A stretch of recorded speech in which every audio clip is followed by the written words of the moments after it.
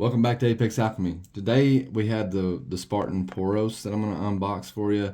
I have showed this one in one of the rides that I did in the truck, and the main reason I'm going to rush this video out because I'm going to trade this knife off today to Cornbread from Hunting for Hookers. So if you don't check that channel out, you might as well. I'll tag him in it if possible. This is the Spartan Akribis. The Akribis and the Poros are both designed by Curtis Iovito. I'm a huge fan of Curtis Iovito. Makes some of my favorite Spartan knives. There's no disrespect to Les George or William Harsey. Everybody on that team is just outstanding. Inside the box, you just get the knife in a plastic wrap. If it comes with anything else other than that, I have lost it. So this is the carbon fiber G10 model, and it's Poros, which will be in the title. But yeah, okay.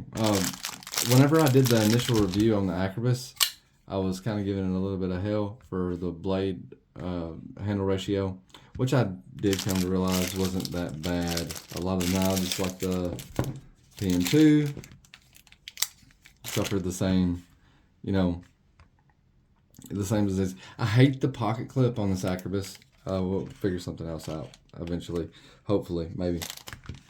The reason is because you can't set the knife on that side, and that's really the main thing. Not to mention, it's not a very tight pocket clip, so it makes it easy for that thing to slide out of your pocket. We won't get into all that right now. What we're wanting to do is we're wanting to check out the Poros. Oh my God. Like seriously. Versus the Akribis. And there's just some things that this knife got extremely right that I was very proud of. I'm proud to see the direction that Curtis went with this knife versus the Akribis. Now the Akribis is a decade old. This design is older. This was Spartan's very first folding knife, and I like that they've moved away from the whatever pocket clip system this is to this pocket clip. Curtis, I'd love to see this knife come back out with this pocket clip. Okay. So you got about the same handle length as you can see with the Akribis. And you do have an exposed pivot, which I actually do like because you don't have to take off these scales in order to be able to take the knife apart. And it is a liner lock, and that's going to be a big difference here. Not really though. Look at the thickness of this liner here. This thing is almost as robust as the frame lock here. And I know a lot of people call this a liner as well, but that's just overlaid. So this is a frame lock. Can't see the relief. Hey, but it exists. There's a relief up underneath the scales. So this could be like a sub frame lock as well. I'm gonna call it a liner lock regardless, just because it is. Now,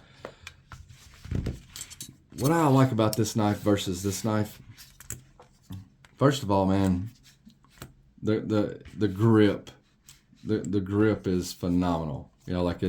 You see all this texturing that it has in the grip, and I really appreciate that. I really do. You got a nice, generous sharpening choil, but you're not gonna be able to choke up on that unless you could just.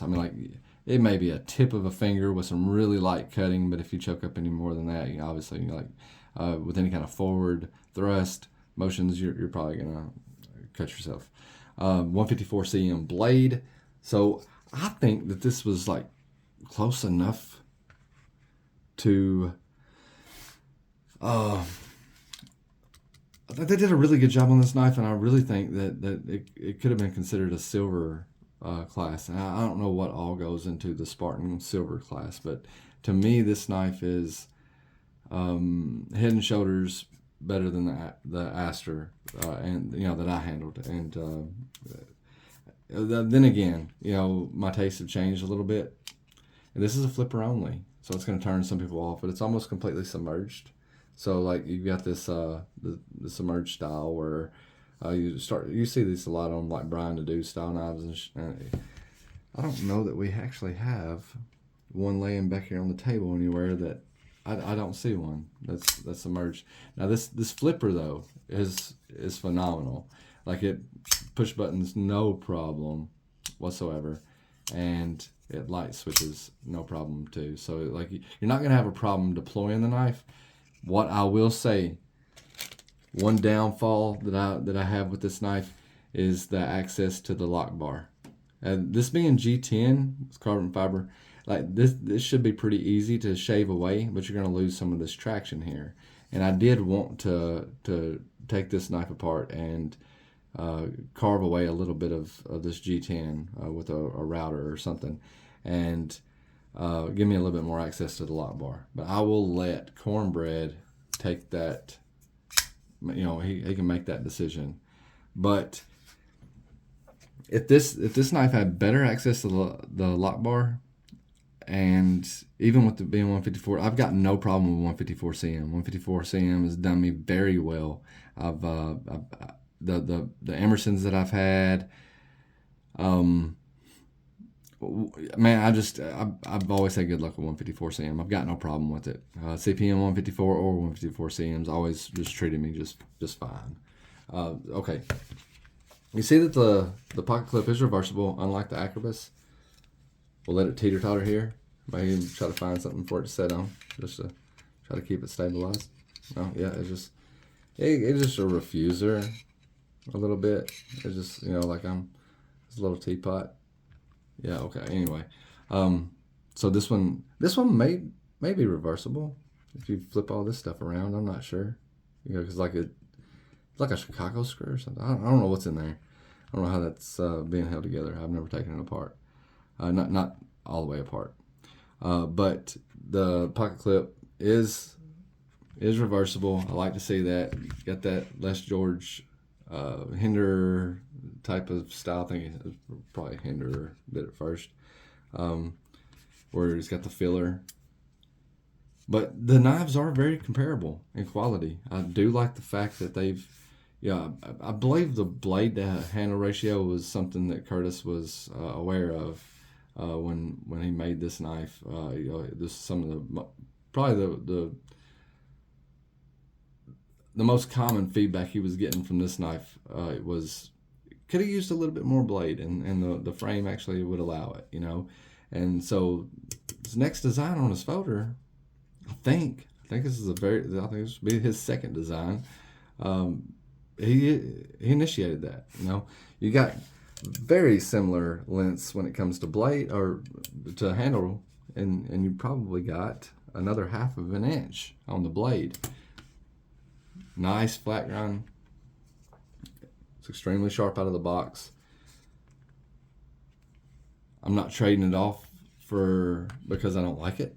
I'm trading it off because I think Cornbread's at a spot at Hunting for Hookers.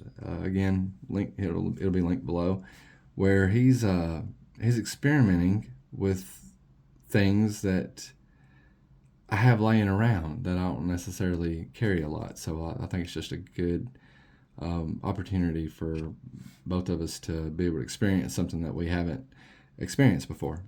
So I'm getting something off of him, a fixed blade off of him, and he's getting this off of me.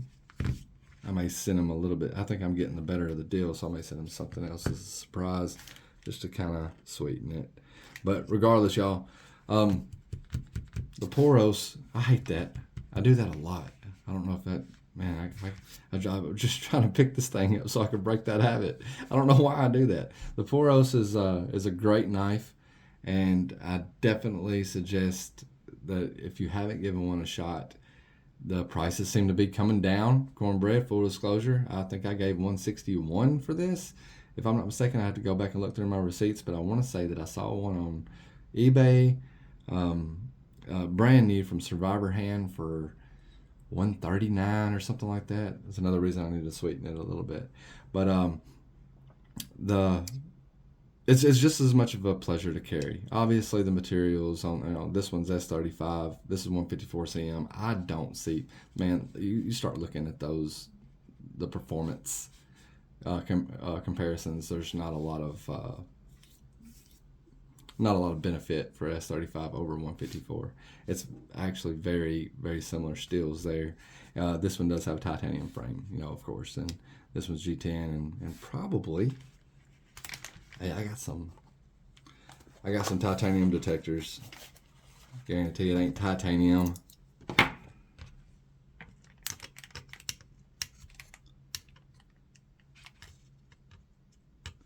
No, that's gonna be stainless steel.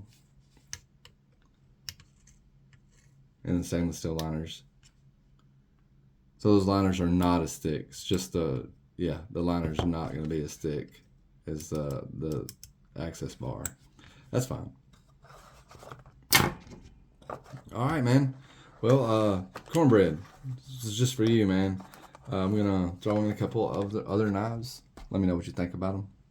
Something you'd like to check out. I'll get these out of the way, and we will look at some other stuff, just in case you might want to check these out while I send the Spartan. Okay, so you got a Tops here. This is a Tops HKT. It's a 100 kilo tracker is what it means. It's got a sharp edge up here. Not real sharp, but it can be. And it's got a chisel grind like an Emerson on this side. And I've done what I could to get the coating off of that. It's got orange G10 back spacers with black micarta, or OD green micarta, it looks like to me. I think they do call it black micarta though.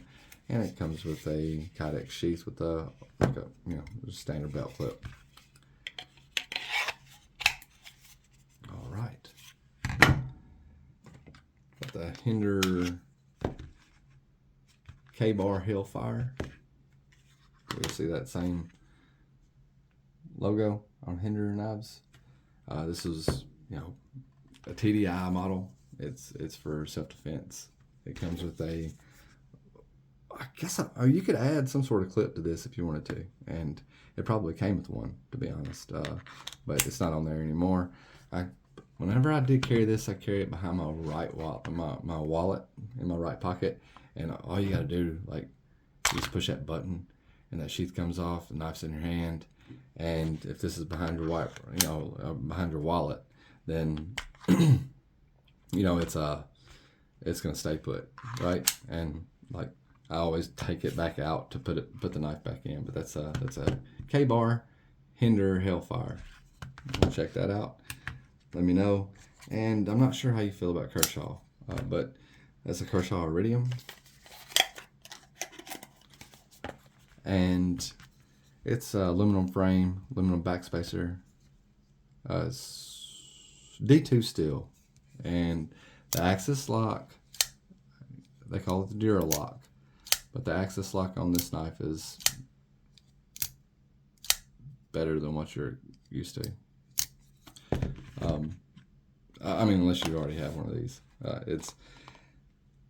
I'm gonna say it, man. It's better than most Benchmade axis locks that I've handled. It's running on the same system, but it seems to feel more robust. Like when you pull it down with one side, and the whole bar moves with it, like it should. There's some Benchmade models where if you do that, it's the bar, whichever side you're pulling on, the bar comes down further than the other side, and it makes it wonky, But anyway, this is a pretty solid folder. But if you want to check any of those out, let me know, and I'll send them your way whenever I send the Spartan out. Thanks everybody for watching the video. Sorry, I know this is kind of a weird one, and that's, I guess, gonna be okay because you love me. You guys have a great one. I'll catch you on the flip side.